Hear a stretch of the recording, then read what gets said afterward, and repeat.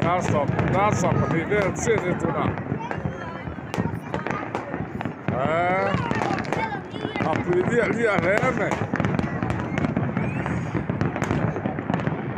dân tê lâu kumthar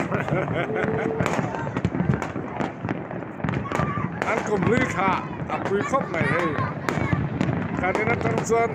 khơi vêm cái là số người Hàn nó sắp được đến nó phết thế rồi số lại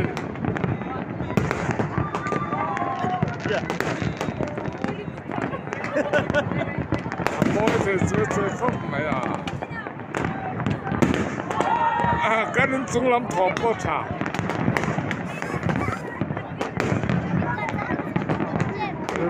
good nữa sẽ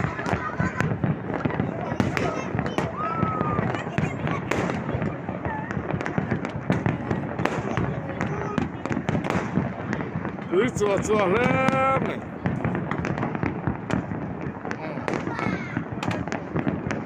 cái này nó tăng lên đá này